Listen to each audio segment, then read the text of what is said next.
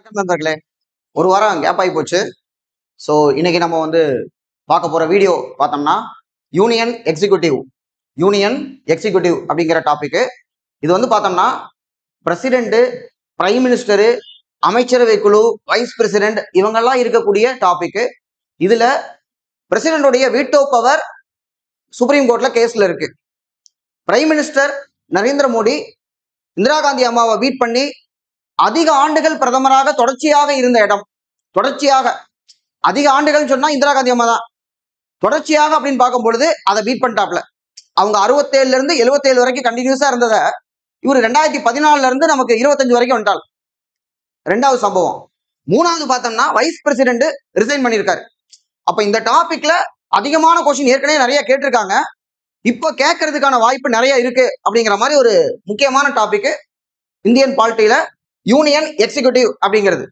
So இதை பார்க்கறதுக்கு முன்னாடி ஒரு ஜெனரல் டிப்ஸ். படிக்கும்போது தனியா படிக்கலாமா இல்ல குரூப்பா படிக்கலாமா அப்படிங்கிற ஒரு கிரிட்டிக்கல் கொஸ்டின்.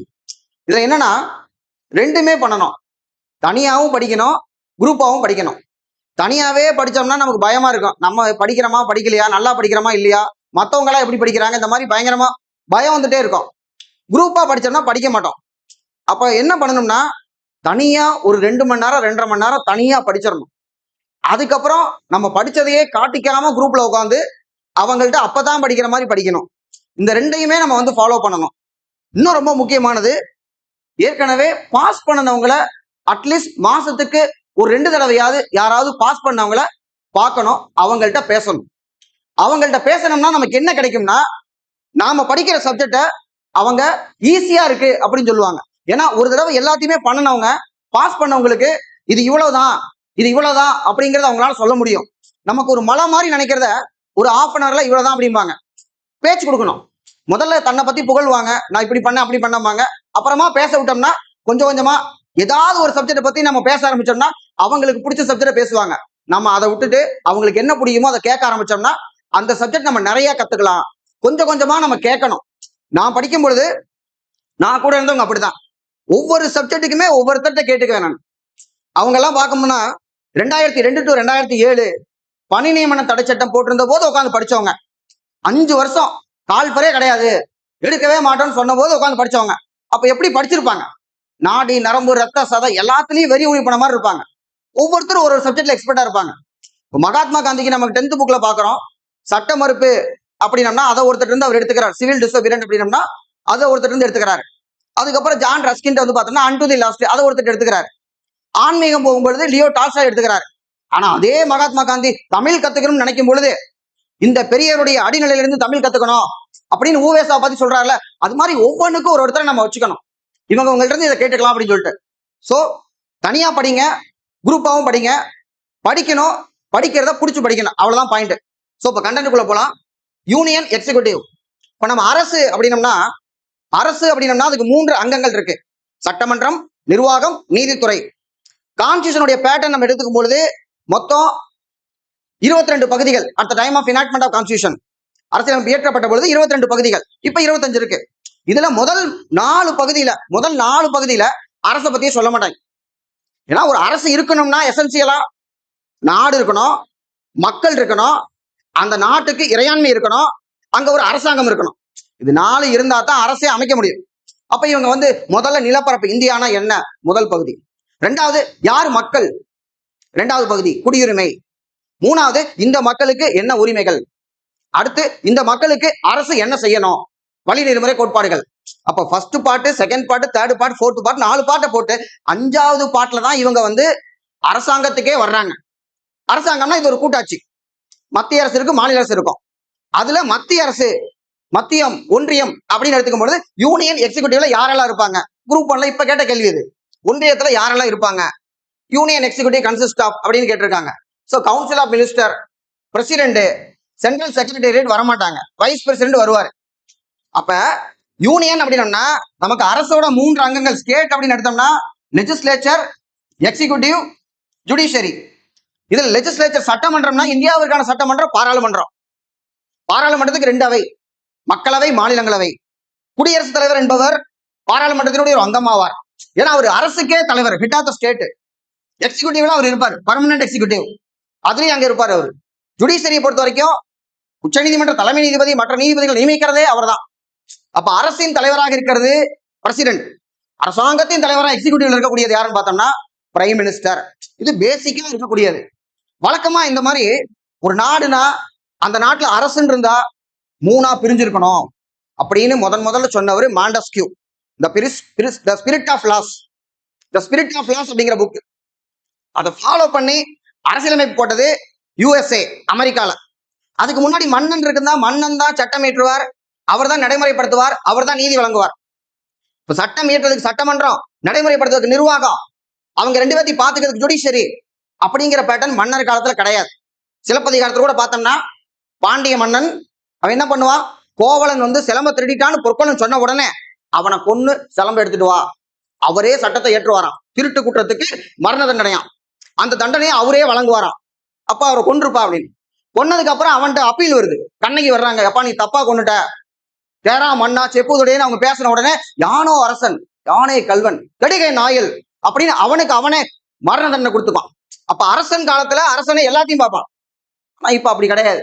சட்டம் ஏற்றுவதற்கு சட்டமன்றம் வச்சிருக்கோம், நடைமுறைப்படுத்துவதற்கு நிர்வாகம் வச்சிருக்கோம், ஜுடிஷியரிகள் ரெண்டு பேர்த்தையும் பாத்துக்கிறதுக்கு வச்சிருக்கோம். இப்ப இதுல இந்தியாவை பொறுத்த வரைக்கும் இது மூணு ப்ராப்பரா பிரிக்கல. மூணு ப்ராப்பரா பிரிச்சிருந்தா அதுக்கு பேரு doctrine of separation of power. அதான் மாண்டஸ்கியோட அதிகார பிரிவு கோட்பாடு. நாம என்னன்னா, யார் சட்டமன்றத்துல பெரும்பான்மை பெற்றிருக்கிறார்களோ, லோக்சபால எந்த கட்சிக்கு பெரும்பான்மையோ அவங்க தான் நிர்வாகத்தை அமைக்க முடியும். 543 இருக்கு அப்படின்னம்னா இங்க நமக்கு வந்து 273 சீட்டு யார்கிட்ட இருக்கோ அவர் தான் பிரதமர், அவர் பார்த்து முடிவு பண்றதா அமைச்சரவை. அதான் இந்தியாவோட நிர்வாகம். சோ அப்ப இந்த நிர்வாகத்துல பிரதமர் இருப்பாரு, அமைச்சரவை குழு இருக்கும், இவங்களுக்கு மேல பர்மனன்ட் எக்ஸிகியூட்டிவா பிரசிடென்ட் இருப்பாரு, வைஸ் பிரசிடென்ட் இருப்பாரு. இன்னும் எக்ஸ்ட்ரா அடிஷனலா யார் இருப்பான்னு பார்த்தோம்னா ஆர்டிகல் 76ல இருக்கக்கூடிய அட்டார்னி ஜெனரல் அப்படிங்கிறவரும் அதுல இருப்பார். சோ இப்ப இதுல சென்ட்ரல் செக்ரட்டரியேட் அடிச்சு விட்டா ஆன்சர் வந்துடும். கவுன்சில் ஆஃப் மினிஸ்டர், அமைச்சரவை குழு, பிரதமர் இருக்கணும், வைஸ் பிரசிடென்ட் இருக்கணும், பிரசிடென்ட் இருக்கணும். அடுத்த கொஸ்டின், இந்திய அரசியலமைப்பு சட்டம் பாராளுமன்ற அரசாங்க முறையை நிறுவியுள்ளது. அது என்ன பாராளுமன்ற அரசாங்க முறை அப்படின்னு பார்த்தோம்னா முன்னாடி கேள்வியில் சொன்ன மாதிரி தான். அதாவது ஒரு அரசு என்றால் சட்டமன்றம், லெஜிஸ்லேச்சர், எக்ஸிகியூட்டிவ், ஜுடிஷியரின்னு 3 பேர் இருக்கணும். அமெரிக்கால ட்ரம்ப் இருக்காப்லன்னா ட்ரம்ப் வந்து எக்ஸிகியூட்டிவ், அவருக்கும் சட்டமன்றத்துக்கும் சம்பந்தமே இல்லை. ஆனா இந்தியாவை பொறுத்த வரைக்கும் மோடி பிரதமரா இருக்காருன்னா அவர் ஏன் பிஎம் இருக்காரு? அவர் எப்படி பிஎம் ஆனாரு? அவருடைய கட்சிக்கு லோக்சபால பெரும்பான்மை இருக்கு. இங்க ரெண்டாவே இருக்கு, லோக்சபா, ராஜ்யசபா. அப்ப இங்க யாருக்கு பெரும்பான்மை இருக்கோ அவங்க தான் இங்க இருக்க முடியும். அப்ப பாராளுமன்றத்துல உங்களுக்கு பெரும்பான்மை இருந்தா தான் நீங்க நிர்வாகத்தில் இருக்க முடியும். அப்படின்னா அதுக்கு பேரு பாராளுமன்ற அரசு முறை, அரசாங்க முறை, பார்லிமெண்டரி ஃபார்ம் ஆஃப் கவர்மெண்ட். இதை நம்ம இங்கிலாந்து பார்த்து எடுத்துக்கிட்டோம். ஆனா இதே அமெரிக்கால அப்படி கிடையாது. அவருக்கும் ட்ரம்ப்புக்கும் பார்லிமெண்ட்டுக்கு சம்மந்தமே இல்லை. அப்ப அந்த முறைக்கு என்ன பேர் அப்படின்னு பார்த்தோம்னா குடியரசுத் தலைவர் ஆட்சி முறை, presidential form of government. India எதை பார்த்து எடுத்துக்கிட்டோம்னா இங்கிலாந்தை பார்த்து எடுத்துக்கிட்டோம் நம்ம. அப்ப இந்திய அரசியலமைப்பு சட்டம் பாராளுமன்ற அரசாங்க முறை நிறுவியுள்ளது என்றால் அது சரி. பிரதமர் அரசாங்கத்தின் தலைவர் ஆவார். எஸ், பிரதமர் தான் அரசாங்கத்தின் தலைவர். இதுல பெரும்பான்மை இருக்கிறவர் தான் அரசாங்கத்தின் தலைவரா பிரதமரா பிரசிடென்ட் அப்பாயிண்ட் பண்ணுவாரு. சரியான ஒண்ணு. குடியரசுத் தலைவர் அரசாங்கத்தின் தலைவர். அப்பா ஒண்ணு இது ரைட்டா இருக்கணும், இல்ல இது ரைட்டா இருக்கணும். இவர் வந்து பார்த்தோம்னா அதிகாரமே கிடையாது, இவர் பெயரளவு தலைவர், இவர் அரசின் தலைவர். அப்ப குடியரசுத் தலைவர் அரசாங்கத்தின் தலைவர் சொன்னா தவறான ஒன்று. குடியரசுத் தலைவர் உண்மையான செயலாட்சி, உண்மையானவளா அவருக்கு ஒண்ணுமே கொடுக்கல. அவர் வந்து பெயரளவு அதிகாரம் தான் வச்சிருக்கிறார், உண்மையான அதிகாரம் கிடையாது. ஆர்டிகல் 53 என்ன சொல்லுதுன்னா, நான் இந்த ஆர்டிகலை வந்து பாகுபலி ஆர்டிகல் சொல்லுவேன். Article 53 74 Baahubali article. பாகுபலியில ஒரு பெரிய சிலையை வந்து எடுக்கிறதுக்கு இது பண்ணுவாங்க, சிலை கீழே போகும், ஒத்த கையில பாகுபலி எடுத்து நிறுத்துவாப்ல. அப்ப பல்வாளுடைய சிலை, அது பல்வாள் தான் பெரிய ஆள் நினைச்சிட்டு இருந்தோம்னா சிலை கீழே நின்ன உடனே எல்லாரும் பாகுபலி பாகுபலி பாகுபலின்னு கத்துன உடனே பின்னாடி பெரிய பாகுபலி சிலை தெரியும். அதே மாதிரிதான் ஆர்டிகல் 53 இந்தியாவோட அனைத்து நிர்வாக அதிகாரங்களும் பிரசிடென்ட் இருக்கு அப்படின்னு சொன்னோடனே பல்வாளோட சிலை நம்ம கண்ணுக்கு தெரியணும். அதுக்கப்புறம் 74ல இந்த அதிகாரத்தெல்லாம் பிரசிடென்ட் அவரா செய்யக்கூடாது, பிரதமரும் அமைச்சரவை குழு என்ன சொல்றாங்களோ அதை அப்படியே செய்யணும் அப்படின்னு அப்பதான் பேக்ரவுண்ட்ல நமக்கு பாகுபலி நிக்கிறது தெரியும். அப்ப இது பிரசிடென்ட் அப்படின்னா பல்வாலு, பிரைம் மினிஸ்டர்னா நமக்கு வந்து பாகுபலி பின்னாடி பேக்ரவுண்ட்ல இருக்காருப்ப அவர் தான் பெரிய ஆளு அப்படின்னு நமக்கு தெரிஞ்சிருக்கணும். ஸோ உண்மையான அதிகாரம் யாருக்கு இந்தியாவில் பார்த்தோம்னா the prime minister and his council of minister, பிரதமரும் அமைச்சரவை குழுவும் அப்படின்னு ஆர்டிகல் 74 சொல்லுது. 53 என்னமோ எல்லாமே இருக்குன்னு சொல்லுது. ஆனா அது எதையுமே அவரா பண்ணக்கூடாது. அப்படின்னா அப்புறம் எது கொடுக்கணும்? பேருக்கு வச்சிருக்கோம் நம்ம. சோ இப்ப இதுல 3 4 தப்பு, 1 2 கரெக்ட். அடுத்த கொஸ்டின், கீழ் காணப்படும் வாக்கியங்களுள் குடியரசுத் தலைவரின் தேர்தல் குறித்து இதில் எது தவறான வாக்கியம் என்று கண்டுபிடிக்கவும். தவறானது கேட்கிறாங்க. அவர் ஒரு கேள்வியை நம்ம பார்த்துட்டு சரியானது கேட்கிறாங்களா தவறானது எடுத்தோடனே பார்த்தோம்னா குடியரசுத் தலைவர் தேர்தல் தகுதி ஏதோ ஒன்று சொன்ன உடனே அவர் இந்திய குடிமகன் இருக்க வேண்டும் ரைட்னு போட்டு ஒரு குத்திட்டோம்னா முடிஞ்சு போச்சு. கேள்வி என்ன கேட்டிருக்காங்க முழுசா படிச்சு பார்க்கணும். அவர் ஒரு இந்திய குடிமகனாக இருக்க வேண்டும். எல்லாத்துக்குமே முதல் தகுதி he should be a citizen of India. இதுக்குள்ள ஒரு ட்விஸ்ட் வைக்கலாம். அமெரிக்காவை பொறுத்த வரைக்கும் அங்க பார்த்தோம்னா அங்கேயே பிறந்த குடிமகனா இருக்கணும். இந்தியாவில் இந்திய குடிமகனா இருக்கணும்னா இந்திய குடியுரிமை ஒருவர் 5 வழியில வாங்கலாம். அது பை பர்த் வழியாகவும் இருக்கலாம், இல்ல வெளிநாட்டுல இருந்து இங்க ரெஜிஸ்ட்ரேஷன் பண்ணி வாங்கினவங்களா இருக்கலாம். அப்படி நேச்சுரலைஸ்டு சிட்டிசனா இருந்தா கூட அவங்களும் எலிஜிபிள். இந்திய குடிமகனா இருக்கணும் தான் சொன்னாங்களே தவிர எப்படி குடியுரிமை வாங்கணும் அப்படிங்கிறத பத்தி இங்க சொல்லல. அப்ப அவர் இந்திய குடிமகனா இருத்தல் வேண்டும், அவ்வளவுதான்.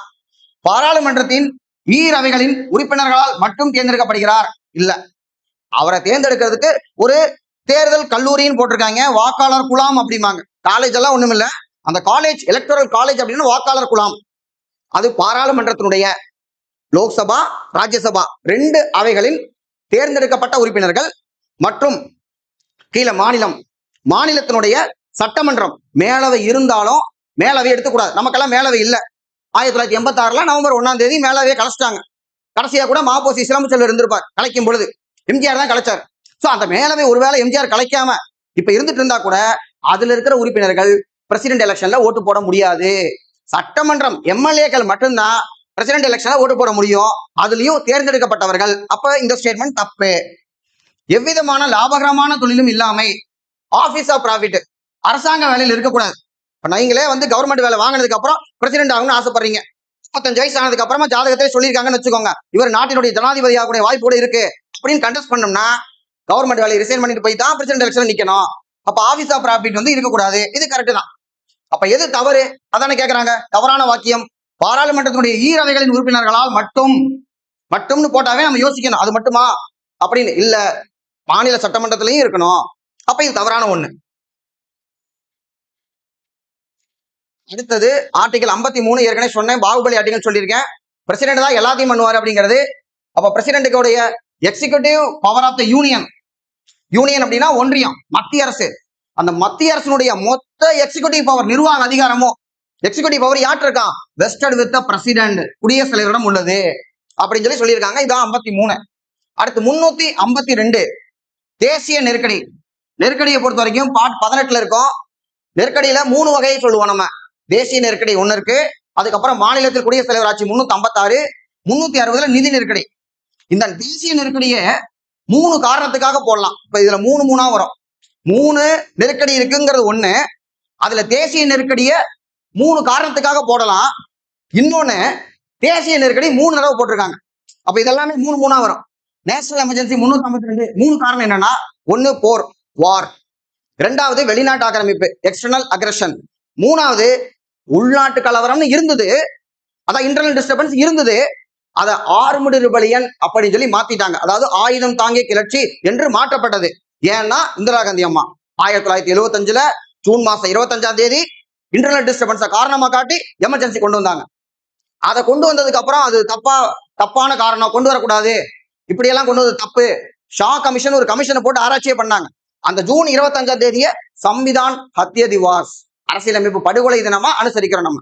சோ அப்ப அதனாலதான் ஆர்முடு ரெபலியன் என்று 44th அமெண்ட்மெண்ட் 1978 ஜனதா கவர்மெண்ட் வந்தோடனே மாத்தினாங்க. சோ இப்ப எமர்ஜென்சிக்கு 352 முக்கியமான பயன். அடுத்து article 76 attorney general of India. Attorney general of இந்தியானா தலைமை வழக்கறிஞர். இந்தியாவுக்கு எதிராக நம்ம வழக்கு போட்டா அந்த வழக்குல இவர் தான் அப்பியர் ஆகணும். இவருக்கு ஒரு பெரிய டீம் இருக்கும். இவர் தான் ஏஜி தான் முக்கியமானவர், அட்டார்னி ஜெனரல் அப்படிங்கிறவர். இதே மாதிரி அட்வொகேட் ஜெனரல் அப்படிங்கிறவர் மாநிலத்துக்கு இருப்பார். அவருக்கு ஆர்டிகல் பாத்தீங்கன்னா 165. அடுத்த ஆர்டிகல் 75 தான் பிரதமர். இந்தியாவில் பிரதமர் என்பவர் நியமிக்கப்படுகிறார். he is appointed by the president. பிரதமரை பொறுத்த வரைக்கும் பிரதமருக்குன்னு தனியா தேர்தல் கிடையாது. பிரதமர் ஆகணும்னா என்ன பண்ணணும்? இப்ப நமக்கு காப்பான் படத்தை கூட பார்ப்போம். மோகன்லால போட்டோன்னே அதுக்கப்புறமா ஆர்யா வந்து பிஎம் ஆக்கிடுவாங்க. சோ பிஎம் ஆக்கணும்னா நமக்கு லோக்சபால பெரும்பான்மை உறுப்பினர்களை பெற்றிருக்கக்கூடிய கட்சியின் தலைவர் அல்லது அந்த தலைவர் யார் சொல்றாரோ அவர்தான். டாக்டர் மன்மோகன் சிங் சோனியா காந்தி அம்மையார் சொன்னதுனால பிரதமர். ஏன்னா அவங்கதான் காங்கிரஸ் தலைவியா அப்ப இருந்தாங்க. 10 ஆண்டுகள் அவர் பிரதமரா இருந்தாரா? கட்சியினுடைய தலைவர் சொன்னதுனால. இப்ப யார் சொல்றாங்களோ அவங்கதான்.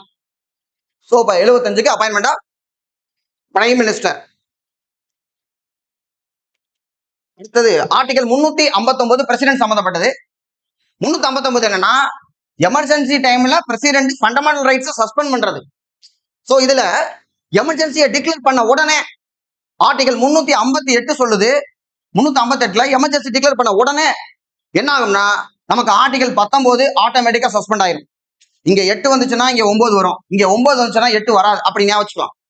சோ 358 அப்படின்னா 19 மத்த ரைட்ஸ் 19 இல்லாம மத்த ரைட்ஸ் பிரசிடென்ட் சஸ்பெண்ட் பண்ணலாம் அப்படிங்கறதா. குடியரசுத் தலைவர் அடிப்படை உரிமைகளை ரத்து செய்யும் அதிகாரம்.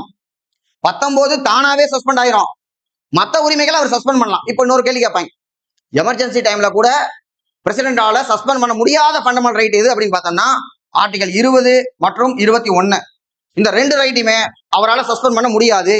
ஏடிஎம் ஜபல்பூர் அப்படின்னு ஒரு வழக்கில் உச்ச நீதிமன்ற தீர்ப்பு, அதன் அடிப்படையில் தான் சஸ்பெண்ட் பண்ண முடியாதுன்னு சொல்லி சொல்லிட்டாங்க. அடுத்து வந்து பார்த்தோம்னா இந்திய அரசமைப்பின் அடிப்படை கட்டமைப்புடன். ஆக்சுவலா ஆர்டிக்கலை பொறுத்த வரைக்கும் ஆர்டிகல் 51 நம்ம டிபிஎஸ்பி வரைக்கும் இருக்கக்கூடியதுல எல்லா ஆர்டிகலும் படிக்கணும். அதுல நம்ம வந்து பாகுபாடே பார்க்க முடியாது. 52ல இருந்து நமக்கு பார்ட் 5 பார்த்தோம்னா 52ல இருந்து 151 வரைக்கும் பகுதி 5. இதுல எல்லாம் நமக்கு முக்கியமான ஆர்டிகல் தான் படிக்கணும். ஏன்னா இங்க ஆர்டிகலை விட என்ன கேட்பாங்கன்னா கான்செப்ட் கேள்வி தான் வரும். ஸ்டேட்மெண்ட், கூற்று காரணம் அதெல்லாம் இங்க இருந்து குடிப்பாங்க. ஸோ அப்ப இதுல நம்ம ஆர்டிகலை விட அந்த கண்டென்ட் தான் நம்ம நல்லா படிக்கணும். கொசம் தெரியும், ஸ்டேட்மெண்டா இருக்கும், பட் அதை பொறுமையா படிச்சு பார்த்து நம்ம ஆன்சர் பண்ணணும். ஸோ இந்திய அரசியலமைப்பின் அடிப்படை கட்டமைப்புடன் தொடர்பில்லாத வழக்கினை, ஆக்சுவலா பேசிக் ஸ்ட்ரக்சர் அப்படிங்கிறது பிரசிடென்ட் டாபிக் இல்ல. ஆனா இங்க இவங்க பேசிக் ஸ்ட்ரக்சருக்கு 3 கேஸ் வச்சிருக்காங்க. அதுல ஒண்ணு கேசவானந்த பாரதி கேஸ், அடுத்து மினர்வா மில்ஸ், அடுத்து கோலக்கநாத். இது எல்லாமே ஒரே ஐட்டம் சம்பந்தப்பட்டது. இந்த ஏகே ராய் மட்டும் பிரசிடென்டுடைய ஆர்டினன்ஸ் மேக்கிங் பவர், பிரசிடென்ட்டுக்கு அவசர சட்டங்களை பிறப்பிக்கிறதுக்கு அதிகாரம் இருக்கு.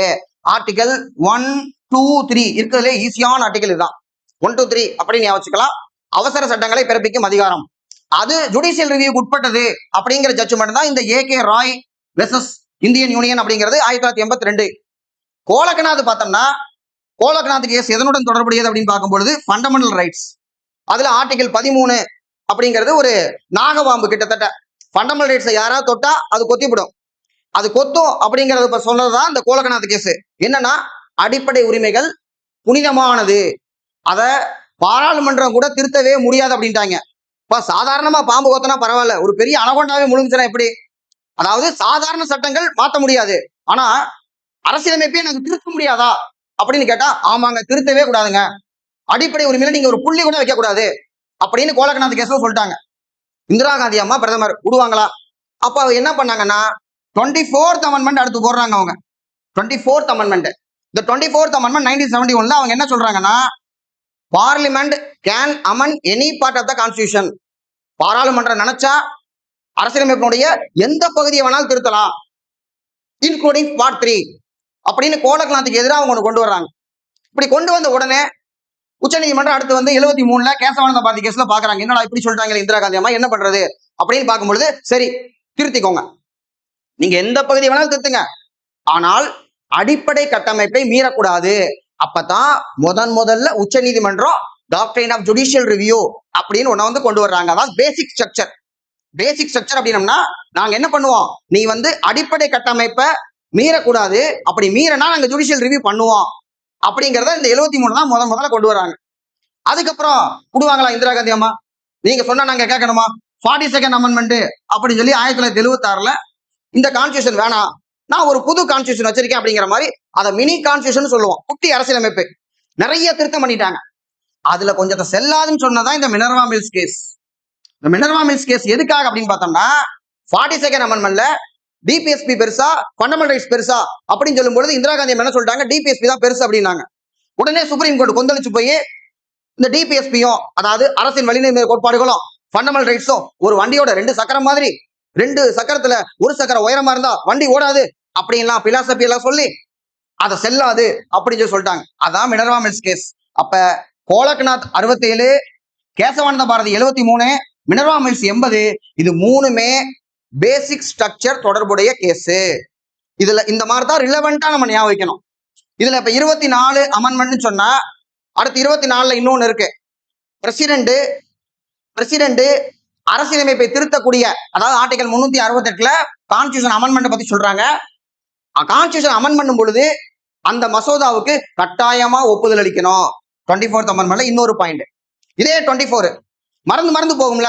அப்ப 24லயே நம்ம எவ்வளவு விஷயத்தை ஞாபகம் வச்சுக்கலாம். நான் மெமரி அப்படித்தான் வச்சிருப்பேன். பழசெல்லாம் அப்படியே மறந்து போயிட்டே இருக்கும். அதனால ஒண்ணுலயே எல்லாத்தையும் பிடிச்சி போட்டுக்கிறது. ஆர்டிகல் 24 குழந்தை தொழிலாளர். இன்னும் கொஞ்சம் போனோம்னா 1924 1924, இது ஒரு வருஷம் தான். பட் 1924 பெல்காம் காங்கிரஸ் மாநாடு, மகாத்மா காந்தி தலைமை தாங்கிய ஒரே காங்கிரஸ் மாநாடு 1924. நீதி கட்சின்னு பார்த்தோம்னா சாதனைகள்ல ஸ்டாஃப் செலக்ஷன் போர்டு, இப்ப இருக்கிற டிஎன்பிஎஸ்சியோட முன்னோடி 1924. சரி, இன்னும் ஒரு 100 வருஷம் போலாம். 1824 1824. 1824ல என்னன்னு பார்த்தோம்னா ஆங்கிலோ பர்மா வார் இருக்கும். அப்பதான் பேரக்பூர் ரிவோல்ட் நடந்திருக்கும். இன்னொரு 100 வருஷம் பின்னாடி போலாம். 1724 1724 ஹைதராபாத்தோடைய பவுண்டர் நிசாம் உல் முல்க் ஹைதராபாத் நிறுவனது. அவரு 1748 இறந்ததுனாலதான் 2வது கர்நாடக போர் வரும். அந்த போர்ல தான் ராபர்ட் கிளை வந்து ஆர்காட்டை கேப்சர் பண்ணி தமிழ்நாட்டோட தலையெழுத்தே மாற்றப்படும். அப்போ 1724 அப்படிங்கிறது ஹைதராபாத் நிசாம் உல் முல்க் என்று அழைக்கப்பட்ட அசப்சாவால் நிறுவப்பட்டது. அப்ப ஒரு 24ன்னு ஆரம்பிச்சா அந்த 24க்குள்ள எத்தனையோ போட்டு வச்சிருக்கோம் பாருங்க. இப்படிதான் நம்ம வந்து ஏதாவது ஒண்ணு உள்ள போட்டுட்டு இருக்கணும். ஒண்ணு படிக்கும் பொழுதே ப்ராசஸ் அப்படியே இதுல இருந்து அதுக்கு அதுல இருந்து இதுக்கு அப்படியே போயிட்டே இருந்தோம்னா மறக்காம இருக்கும். அதான் நமக்கு தேவை. எக்ஸாம் ஹால்ல எவ்வளவு கன்ஃபியூஸ் பண்ணாலும் நமக்கு ஞாபகம் வரணும்.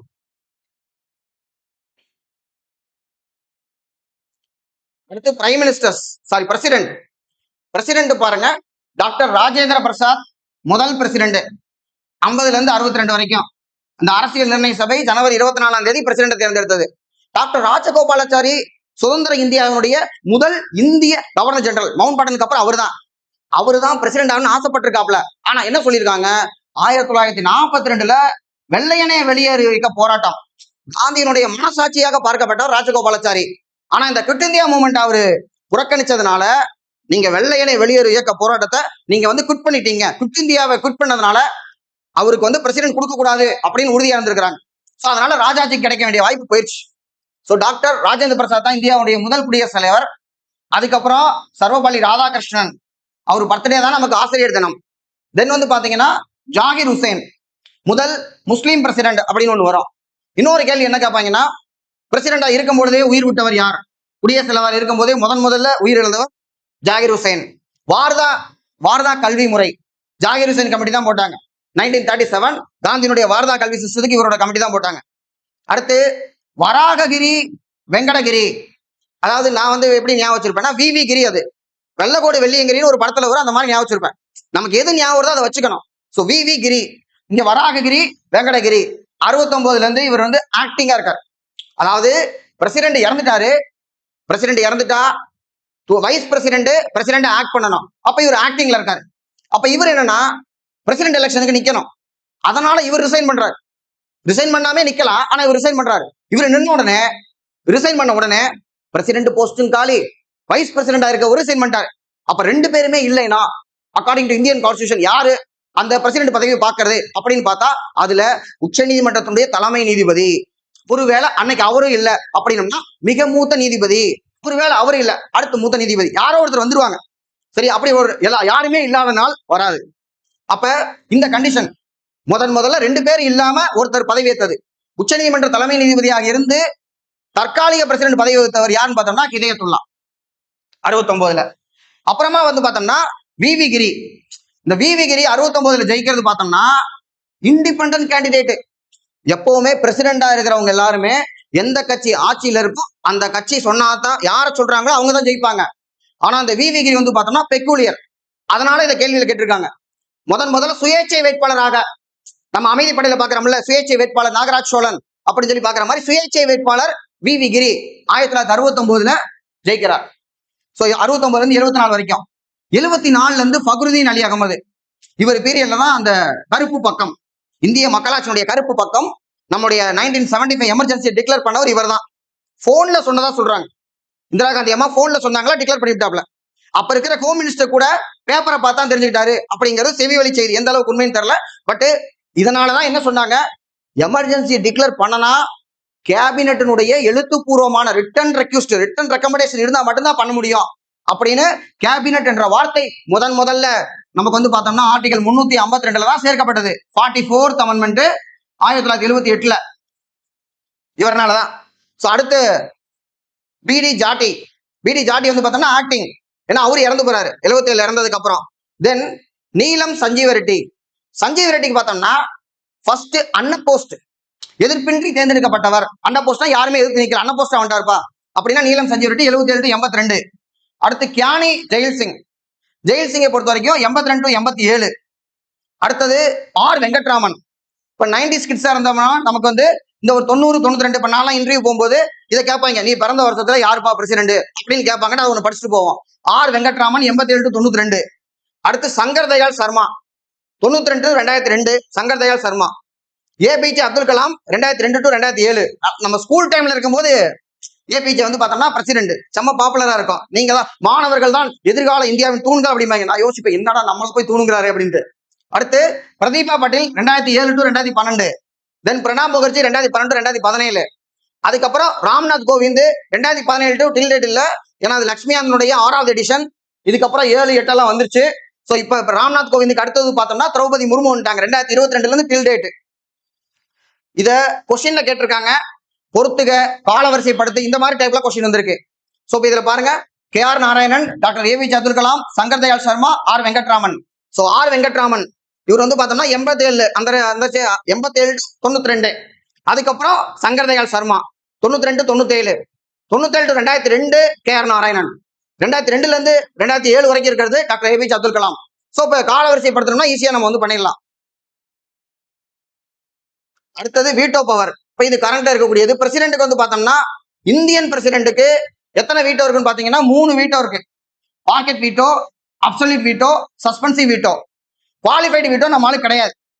முதல்ல வீட்டோ அப்படின்னு பாத்தீங்கன்னா ஹிஸ்டாரிக்கல் பேக்ரவுண்ட் ஆஃப் கான்ஸ்டிடியூஷன் நம்ம வரும்பொழுது 1786 இந்த 1786ல இந்தியாவிற்கு ஒரு மிகப்பெரிய மனிதர் வர்றார். யாருன்னு பார்த்தோம்னா காரன் வாலிஸ்.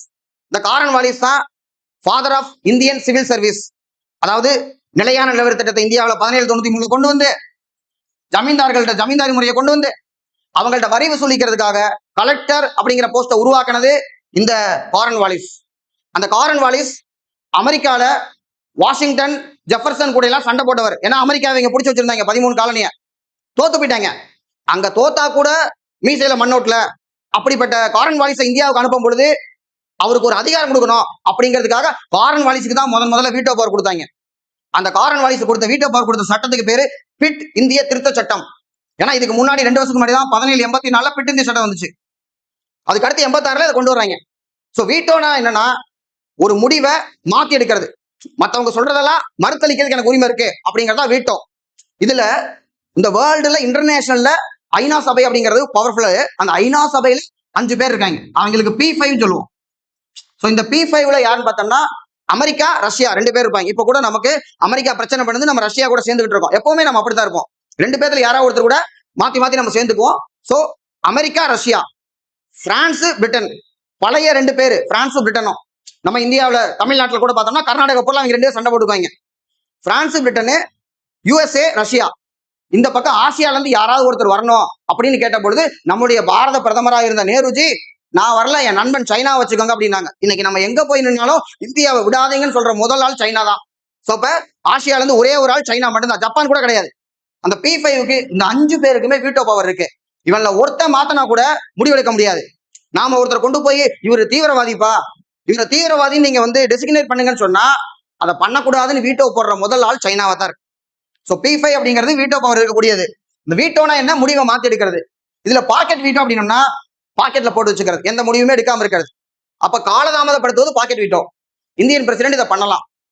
அடுத்தது அப்சல்யூட் வீட்டோனா ரத்து செய்யறது. ஒரு கையெழுத்து போட சொன்னா பிரசிடென்ட் போட மாட்டேன்னு சொல்றது பண்ணலாம். ஆனால் இது எதுவுமே அவரா பண்ணக்கூடாது. ஏன்னா நமக்கு பாகுபலி ஆர்டிகல் இருக்கு, ஆர்டிகல் 74. பிரசிடென்ட் எங்கெல்லாம் பிரசிடென்ட் விருப்பம் வருதோ அது அவர் சொந்த விருப்பம் கிடையாது. பிரைம் மினிஸ்டரும் கவுன்சில் ஆஃப் மினிஸ்டர் சொல்றதை கேட்டு மட்டும்தான் அவர் பண்ணணும். சொந்தமா அவர் பண்ணணும்னா அது வயலேஷன் ஆஃப் கான்ஸ்டிடியூஷன். ஆர்டிகல் 61 அவர் மேல பாஞ்சிரும். 61 என்னன்னா இம்பீச்மெண்ட். இந்த இம்பீச்மெண்ட் குற்ற தீர்மானம் பதவி விலகிறது 2 ஆர்டிகல் சொல்லும். ஒன்னு article 56ல 1B subclass 1B TNPSC கொஸ்டின்ல கேட்டிருக்காங்க. இன்னொன்னு 61 இவர் பேச்ச கேட்கல அப்படின்னு சொல்லி பதவி விட்டு தூக்கிடலாம். இப்ப நான் 61ன்னு வச்சுக்கோங்களேன். 61லயே என்னென்ன விஷயம் ஞாபகம் இருக்கும் பாருங்க. 61 ஆர்டிகல் 61 பிரசிடென்ட்டுக்கு குற்ற தீர்மானம் இம்பீச்மெண்ட். அமெண்ட்மெண்ட் 61 ஓட்டளிக்கும் வயது 21ல இருந்து 18ஆக குறைக்கப்பட்டது.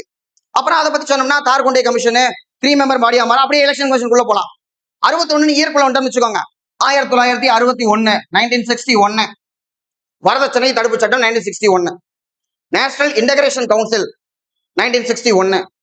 இன்னும் ஒரு 100 வருஷம் பின்னாடி போறோம். 1861 ஆர்கியாலஜிக்கல் சர்வே ஆஃப் இந்தியா. உங்களுக்கு ஞாபகம் வந்திருக்கும். முதல் 6வது புக்லயே வந்து போட்டிருப்பாங்க ASI அப்படின்னு சொல்லிட்டு அலெக்சாண்டர் கன்னிகும் அப்படியே ஒரு ஞாபகம் வரும். இந்திய கவுன்சில்கள் சட்டம் 1861 முதல்ல உயர்நீதிமன்றம் அமையறதுக்கு வழிவகுத்தது 1861 தான் அந்த இந்தியன் கவுன்சில்கள் சட்டம். அடுத்து 1761 இன்னும் 100 வருஷம் முன்னாடி போயிரும். 1761 நம்முடைய பூலித்தேவருடைய 3 கோட்டைகள் நெற்கட்டும் சவல், பனையூர், வாசுதேவநல்லூர், இந்த 3 கோட்டையுமே யாரு மருதநாயகம் பிடிச்சு வச்சது. மருதநாயகம் வந்து பிடிச்சு வச்சது வந்து யூசப் கான், கான் சாஹிப் 1761. அதே 1761 தான் பானிபட் போர், 3ஆம் பானிபட் போர், அகமது ஷா அப்தாலி. அப்புறம் அப்படியே வந்து முதல் 2 பானிபட் போர், இதே மாதிரியே வந்து தரையன் போர் 2 போர் இருக்கு. அதுக்கப்புறம் நமக்கு வந்து தைமூர் அட்டாக் 1398. அப்புறம் நாதிர்ஷா வந்து இதே மாதிரி தைமூர் மாதிரியே நாதிர்ஷா வந்தாரு. அப்படியே நமக்கு தெரிஞ்சதா யோசிச்சுக்கிட்டே இருக்கணும். டிஎன்பிஎஸ்சி படிக்கிறதுல ரிவிஷன் அப்படின்னு சொல்லி தனியா ஒண்ணு வைக்க கூடாது. ஒண்ணு படிக்கும் போது இதை தட்டினா அடுத்த ஞாபகம் வரணும், அதை தட்டினா அடுத்த ஞாபகம் வரணும், அப்படியே போயிட்டே இருக்கணும். அப்பதான் நமக்கு மறக்காம இருக்கும். 10-15 வருஷமா எனக்கு சில விஷயங்கள் மறக்காம இருக்குன்னா காரணம் என்ன? பழச அசை போட்டுக்கிட்டே இருக்கிறதுனாலதான் மறக்க மாட்டேங்குது, இல்லாட்டி மறந்து போயிடும். சோ இப்ப அப்சல்யூட் வீட்டோ அப்படின்னம்னா ரத்து பண்றது பிரசிடென்ட் பிரைம் மினிஸ்டர் கேட்டுதான் பண்ணோம். சஸ்பென்சிவ்னா இது அவரா பண்ணலாம். ஒரு தடவை மறுபரிசீலனை பண்ணுங்க அப்படின்னு சொல்றதா சஸ்பென்சிவ் வீட்டோ.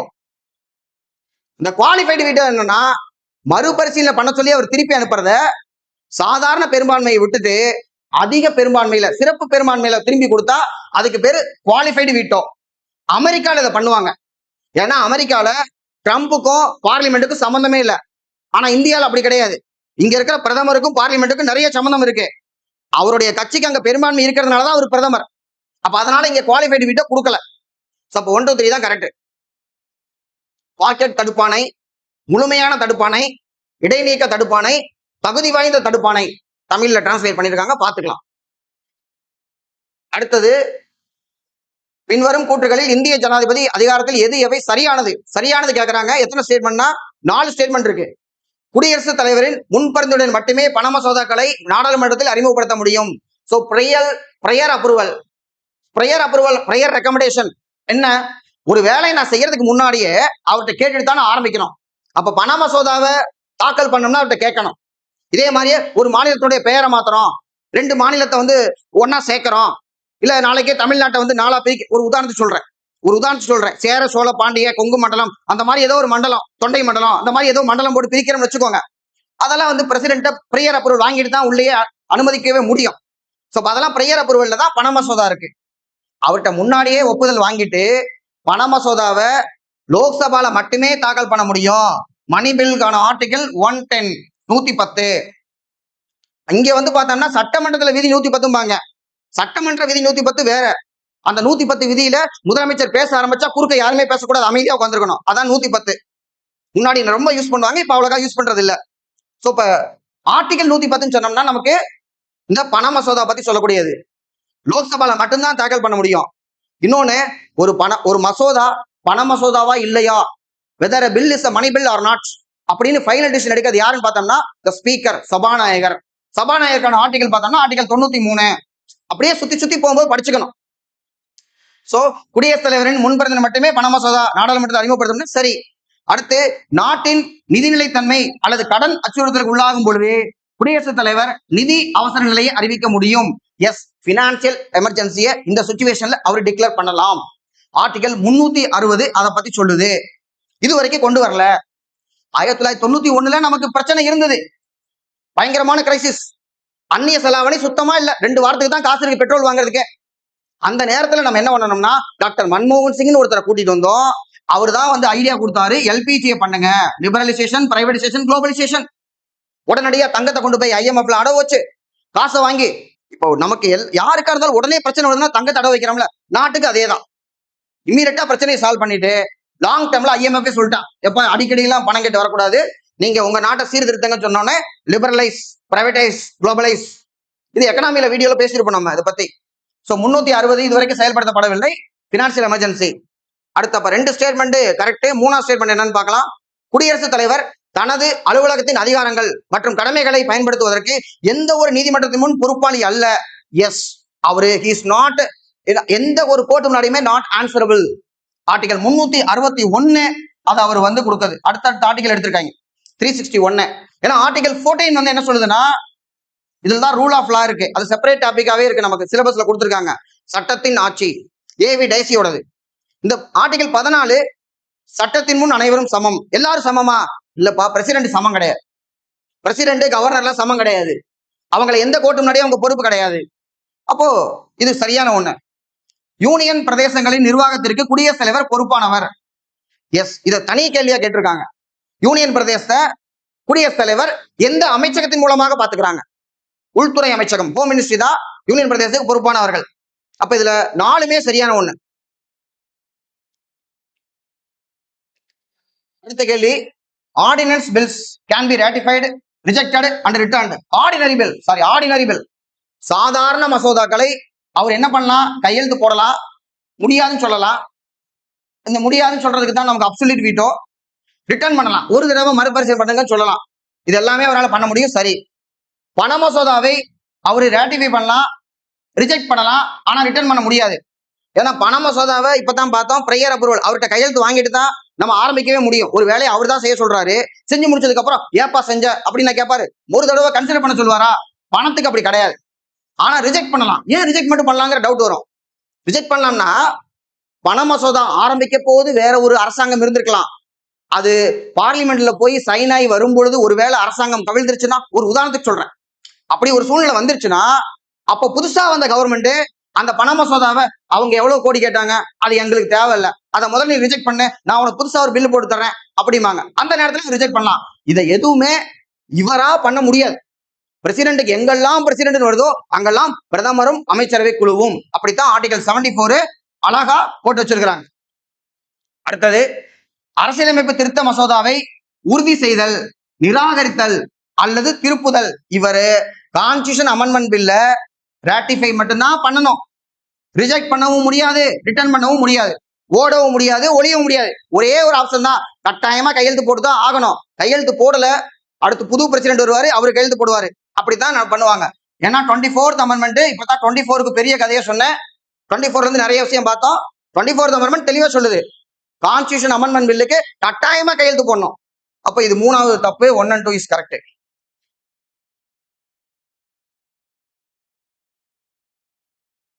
அடுத்த கேள்வி, குடியரசுத் தலைவரின் மன்னிப்பளிக்கும் அதிகாரம் பற்றிய கீழ்கண்ட கூற்றுகள் இல்ல, கீழ்கண்ட கூற்றுகள்.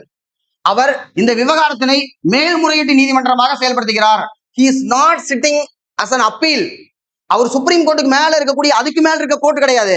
அவரு எக்ஸிகியூட்டிவ், அவரு அதாவது அரசின் தலைவர்.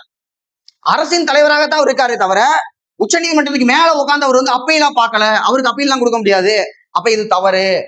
அடுத்து, அவரின் அதிகாரம் நீதிமன்றத்தின் அதிகாரத்திற்கு அப்பாற்பட்டது இல்லை. அப்பாற்பட்டது இல்லைன்னு போட்டு இந்த கொஸ்டினை ட்விஸ்டா மாத்திருக்காங்க. இதுவும் தப்பு, இதுவும் தப்பு. ஏன்னா ஜுடிஷியரி இருக்கிற ஆங்கிளை விட டிஃபரெண்டான ஒரு ஆங்கிள பிரசிடென்ட் யோசிக்கலாம். உச்ச நீதிமன்றமே ஒருத்தருக்கு தூக்கு தண்டனை கொடுத்துட்டாங்கன்னா அதுக்கு மன்னிப்பளிக்கும் அதிகாரம் பிரசிடென்ட்டுக்கு இருக்கு. அப்ப அவர் அப்பீலாவும் எடுத்துக்கிறது இல்ல, கோர்ட்டோட பாட்டாவும் இருக்கிறது இல்ல, அவரா தனியா யோசிக்கிறார். The president is not bound to hear a petition of mercy.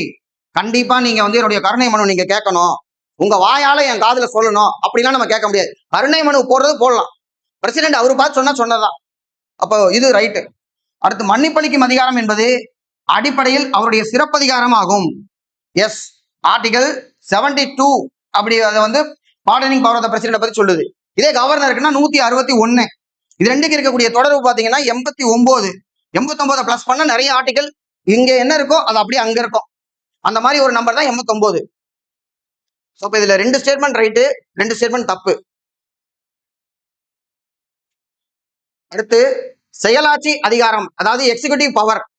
Executive power இது எதுக்கு வச்சிருக்கேன்னா, executive power is defined in the constitution. கான்ஸ்டிடியூஷன்ல பெருசா எதுவுமே டிஃபைன் பண்ண மாட்டாங்க. எந்த பாயிண்ட்டுமே கான்ஸ்டிடியூஷன்ல பெருசா டிஃபைனே பண்ணிருக்க மாட்டாங்க. அப்ப டிஃபைன் பண்ணிருக்காங்க, விளக்கி இருக்காங்கன்னா அது தப்பு. அடுத்தது எக்ஸிகியூட்டிவ் பவருக்கு முதல்ல வந்து விளக்கியிருக்கான்னு சொல்றாங்க. 2வது பாயிண்ட் பாருங்க, குடியரசுத் தலைவரின் செயலாட்சி அதிகாரம் மத்திய பாராளுமன்ற அதிகாரத்துக்கு இணையான அளவில் செயல்பட்டதாகும். பார்லிமெண்ட்டுக்கு என்ன பவர் இருக்கோ அதே பவர் தான் பிரசிடென்ட்டுக்கு இருக்கும். அவங்களால என்ன பண்ண முடியுமோ அதை தான் இவராலையும் பண்ண முடியும். ஸோ அவங்களுக்கே இல்லாத பவர் இவருக்கு வராது. அப்ப இது வந்து சரியான ஒண்ணு. அடுத்து செயலாட்சி அதிகாரம் என்பது அரசாங்க கொள்கையை தீர்மானிக்கும். எக்ஸிகியூட்டிவ் பவர்னா அதான், பிரதமர் அமைச்சரவை குழு இருக்காங்க, அவங்க பண்றதா நிர்வாகம். அந்த நிர்வாகம் என்ன, அரசாங்கத்தோட கொள்கை தான் நிர்வாகம். அப்போ 2, 3 கரெக்டா இருக்கு. குடியரசுத் தலைவர் பதவிக்கு தேர்ந்தெடுக்கப்படுவதற்கு ஒருவர் குறிப்பானது ஒரு சட்டமன்ற தொகுதியில் வாக்காளராக பதிவு செய்திருக்க வேண்டும். இந்த வாக்காளர் பிரச்சனை இப்ப ஹாட்டா போயிட்டு இருக்கு. சோ இதுல வந்து என்னன்னா, கட்டாயமா அவர் வந்து வாக்காளர் இருக்க வேண்டிய அவசியம் கிடையாது. அப்ப இது வந்து தவறான ஒண்ணு. அப்ப 2, 3 கரெக்ட், 1, 4 தப்பு.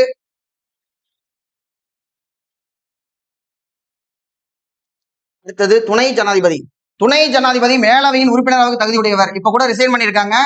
Wise president article 67 resignation, term of office பத்தி சொல்லக்கூடிய 67 படி தான் ரெசிக்னேஷன் கொடுத்திருக்காரு. துணை ஜனாதிபதி மேலவையின் உறுப்பினராக தகுதியுடையவர். எஸ், அவர் மேலவைனா ராஜ்யசபா. ஆனா ராஜ்யசபா மெம்பரா இருக்க வேண்டிய அவசியம் இல்ல, உறுப்பினரா ஆவதற்கான தகுதி இருக்கணும். இவர் வந்து ex officio chairman of Rajya Sabha, அலுவல் வழியில் மரபு வழியில் ராஜ்யசபாவின் தலைவர் ஆவார் இவரு. அப்ப இந்த கேள்வி இப்படி கேட்பாங்க, யார் கீழ்காண்பவர் யார், எந்த அவை அதன் உறுப்பினர் அல்லாதவரால் தலைமை தாங்கப்படுகிறது? அது நம்மளுடைய வைஸ் பிரசிடென்ட் தான். ஏன்னா லோக்சபா கூட்டத்துக்கு தலைமை தாங்கிறது ஸ்பீக்கர்.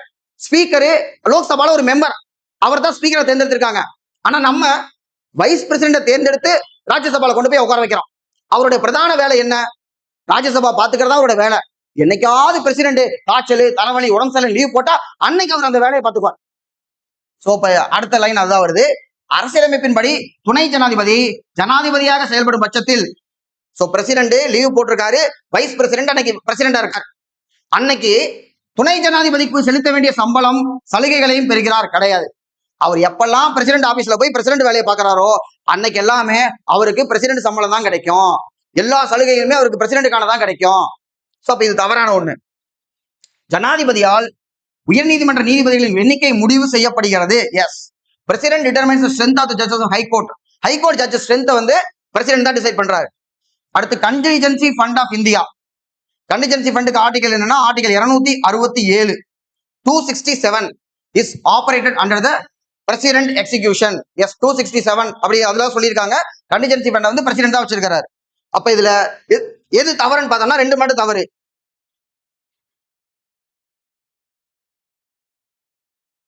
அடுத்த கேள்வி, துணை குடியரசுத் தலைவர் குடியரசுத் தலைவராக செயல்பட்டு கொண்டிருக்கும் பொழுது அவரை பதவி நீக்கம் செய்யும் முறை.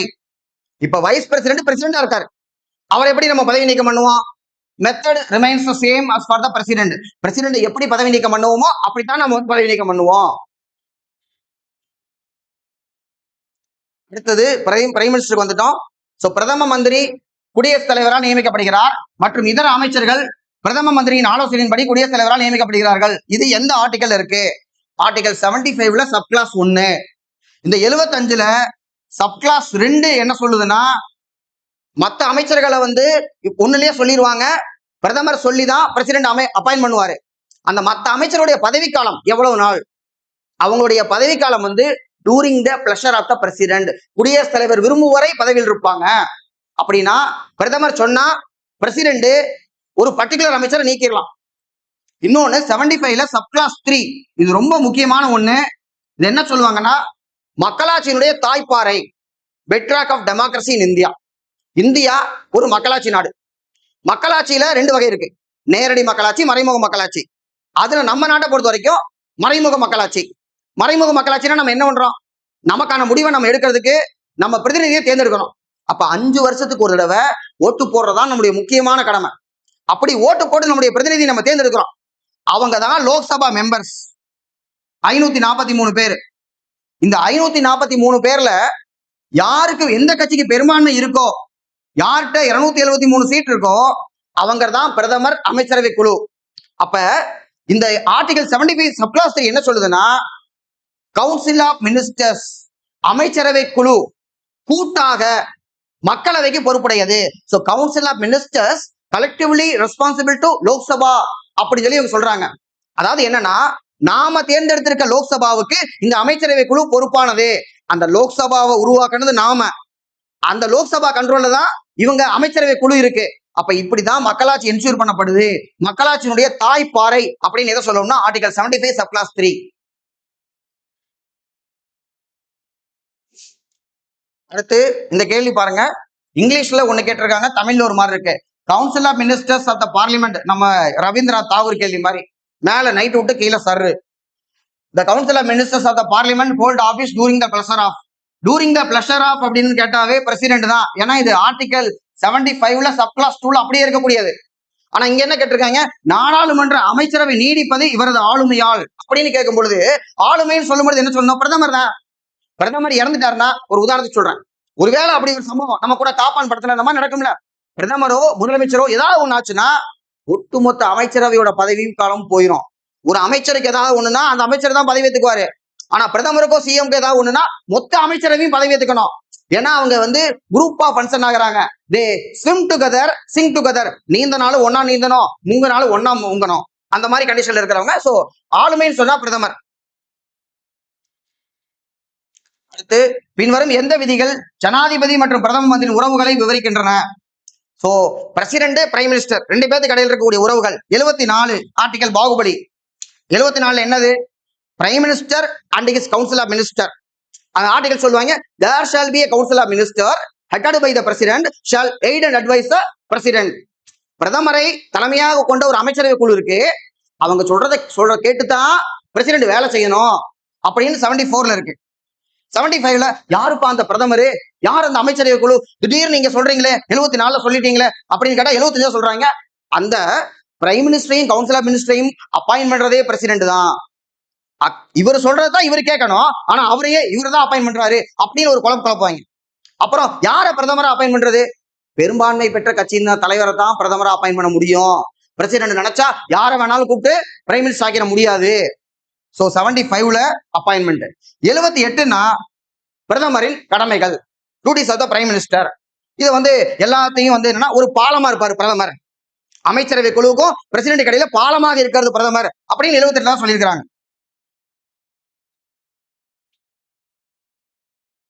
அடுத்து article 74 of the Indian constitution deals with the council of ministers. Deals வித்னு சொல்லியிருக்காங்க, விளக்குகிறது அப்படின்னா டீல் பண்ணுது அவ்வளவுதான். சோ ஆர்டிகல் 74 அதை டீல் பண்ணது நம்ம பார்த்தோம். It does not have the collective responsibility.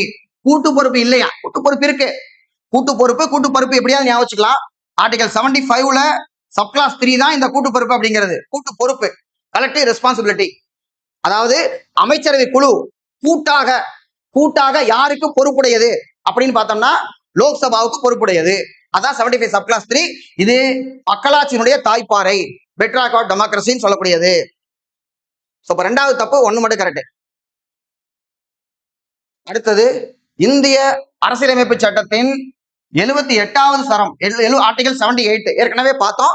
பிரசிடென்ட்டுக்கு prime மினிஸ்டருக்கு இருக்கக்கூடிய உறவு பத்தி சொல்லக்கூடிய ஆர்டிகல் அது. அதுல 78 பாரத பிரதமரின் கடமைகள் சொல்லப்படுவது.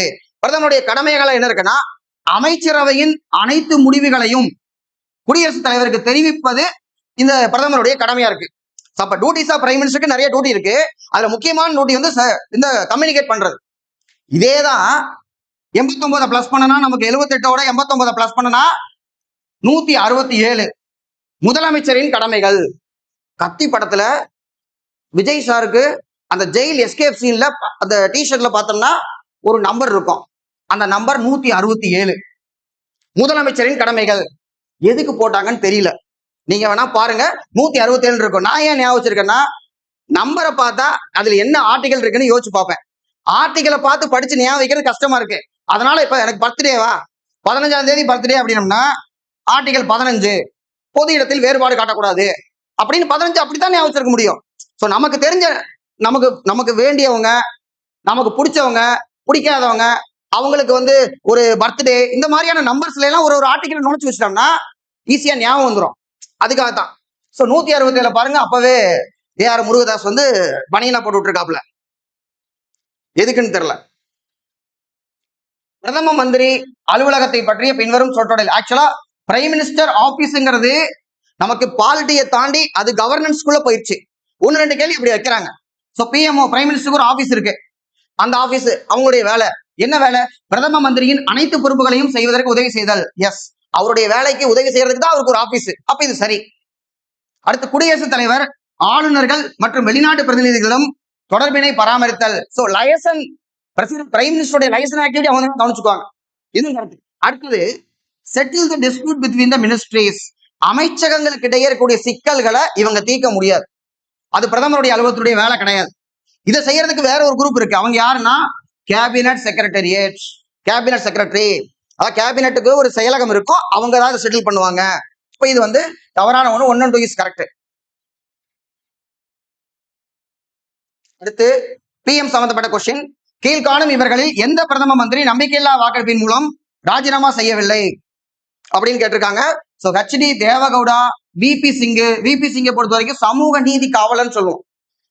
ஏன்னா இவர் தான் வந்து பார்த்தோம்னா மண்டல் அறிக்கை பத்திரமா லாக்கர்ல தூங்கிட்டு இருந்த மண்டல் அறிக்கையை தூசு தட்டி 1990 மண்டல் அறிக்கையை செயல்படுத்த ட்ரை பண்ணார். பட் இவரால் முடியல. நரசிம்மராவ் தான் செயல்படுத்தினார்.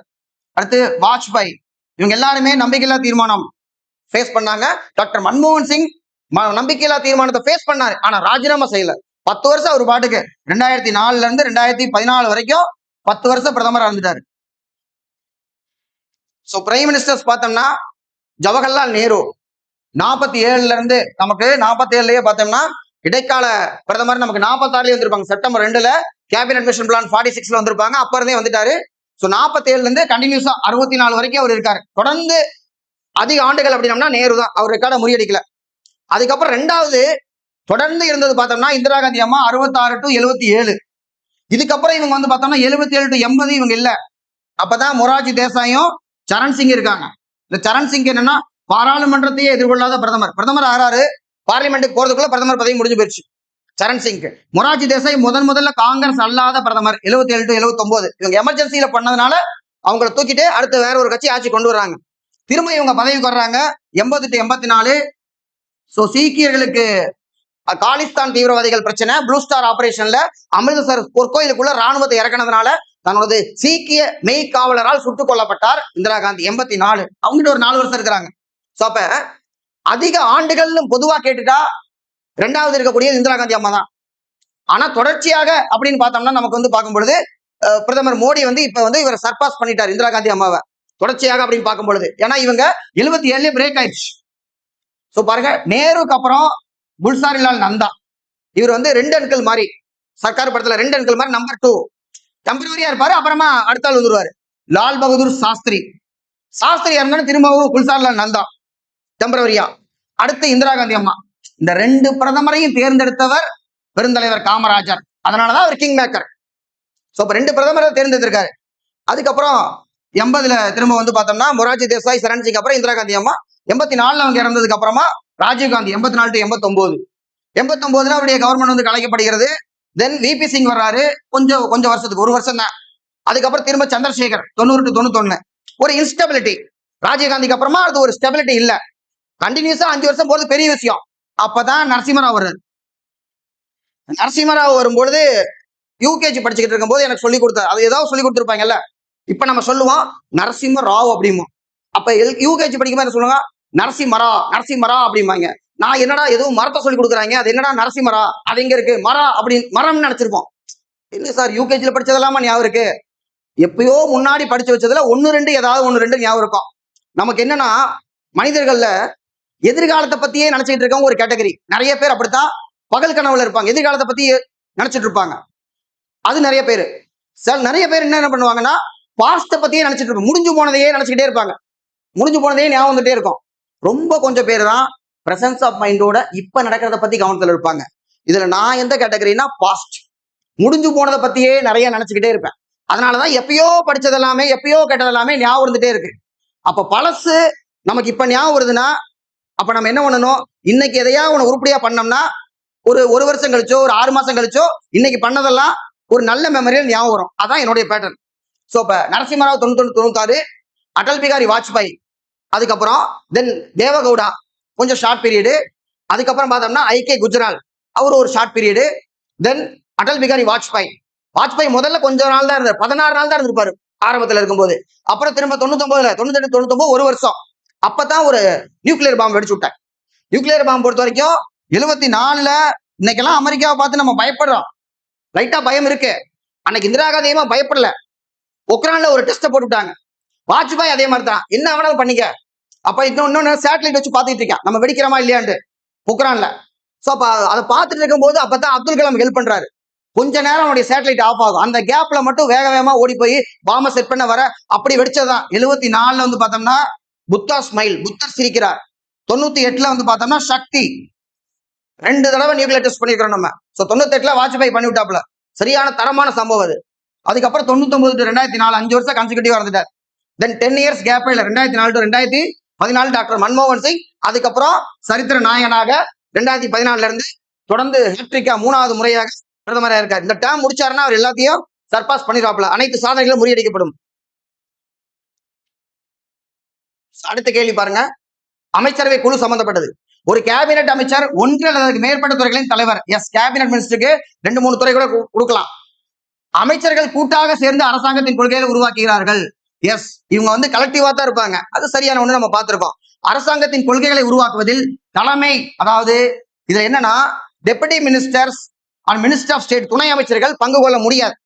சிறப்பு அழைப்பாளராக கூப்பிட்டா மட்டும்தான் கேபினெட்டுக்குள்ள இவங்க போக முடியும், அதர்வைஸ் தே கேனாட் பார்ட்டிசிபேட். அப்ப இது சரி, மூணுமே சரி. 10th புக்லயே இருக்கு இதை பத்தி நமக்கு. ஆனா என்ன, கான்ஸ்டிடியூஷன்ல பிரிக்கல. அரசியலமைப்பு அமைச்சரவை குழு தான் சொல்லுதே தவிர கேபினெட் அமைச்சர், துணை அமைச்சர், ராஜாங்க அமைச்சர்னு 4 கேட்டகரி அவங்க பிரிக்கல. அரசியலமைப்பு பொதுவா கவுன்சில் ஆஃப் மினிஸ்டர் சொல்லுது, பிரதமர் பார்த்து இது கேபினெட், இது துணை அமைச்சர் அப்படின்னு பிரதமர் தான் பிரிச்சு வச்சுக்கிறாரு. சோ இது வந்து பார்த்தோம்னா group A mains question, collective responsibility, கூட்டு பொறுப்பை பத்தி கேட்டிருக்காங்க. பாராளுமன்ற கூட்டாட்சியின் கூட்டு பொறுப்பானது எந்த ஒரு தனி மனிதனையும் பொறுப்பாக்காது, அமைச்சர்கள் உள்ள அனைவரையும் பொறுப்பாக்குகிறது. Yes, it is a collective responsibility, எல்லாரும் சேர்ந்து பொறுப்பு. அடுத்து கூட்டு பொறுப்பு என்பது அமைச்சர்களுடைய ஒருமித்த கருத்தை உருவாக்கும் அமைப்பை குறிக்கிறது. எஸ், அவங்களுக்கு ஒருமித்த கருத்து இருக்கணும், கருத்து மாறுபடவே கூடாது. ஒரு முடிவு எடுத்துட்டா எல்லாரும் அதே முடிவை தான் சொல்லணும். வெளியில வந்து எனக்கு இதுல உடன்பாடு இல்லை அப்படின்னா பதவி விலகிடணும். அப்படி டிஃபரன்ஸ் ஆஃப் ஒப்பீனியன் சொல்லுவாங்க. அப்படி பதவி விலகின முதல் ஆளே யாருன்னு பார்த்தோம்னா டாக்டர் B.R. அம்பேத்கர். அரசியலமைப்பை எழுதி கொடுத்த அவர் தான் பதவி விலகினார் முதல்ல, டிஃபரன்ஸ் ஆஃப் ஒப்பீனியனுக்காக. சோ ரெண்டுமே சரி, சரியான விளக்கம். அடுத்து கேபினெட் சிஸ்டம், சட்டமன்றத்துக்கு நிர்வாகிகளின் பொறுப்பினை கேபினெட் அமைப்பு வலியுறுத்துகிறது. எஸ், அதாவது எக்ஸிகியூட்டிவ் இருக்காங்க, லெஜிஸ்லேச்சர் இருக்கு, இதுல பெரும்பான்மை இருக்கிறதுனாலதான் இவங்க இங்க இருக்காங்க. இவங்கள்ட்ட கேள்வி கேட்கறது இவங்க வேலை, இவங்க மேல நம்பிக்கையில்லா தீர்மானம் கொண்டு வரலாம், அப்ப பொறுப்பு இருக்கு அவங்களுக்கு. கேபினெட் என்பது பிரதம மந்திரி மற்றும் முக்கியமான துறைகளை கொண்ட மூத்த அமைச்சர்களை கொண்டதாகும். 10th புக்ல இருக்கக்கூடிய தெளிவான statement. So it is right. Head of the cabinet is prime minister, இதுவும் சரியான ஒண்ணு. சோ எல்லாமே கரெக்ட். சோ இதோட நமக்கு எக்ஸிகியூட்டிவ் பத்தி ஓரளவுக்கு நம்ம வந்து பார்த்திருக்கோம். இந்த மாதிரி பாயிண்ட்ஸை நம்ம பார்க்கணும். ஆர்டிகல்ஸை விட ரொம்ப இம்பார்ட்டன்ட் என்னன்னா இந்த மாதிரி ஸ்டேட்மெண்ட் தான் ரொம்ப இம்பார்ட்டன்ட். இதுல இருந்து கொஸ்டின்ஸ் வந்து கண்டிப்பா இந்த தடவை வரும். நல்லா பாருங்க, பழைய வீடியோஸ் எல்லாம் பார்த்துட்டு இருக்கீங்க, எல்லாத்தையும் பாருங்க, ஒன்னோட ஒண்ணு ரிலேட் பண்ணுங்க. ரிலேட் பண்ணி படிச்சாதான் நமக்கு மறக்காது. சோ அடுத்த வீடியோல பார்ப்போம். தேங்க்யூ.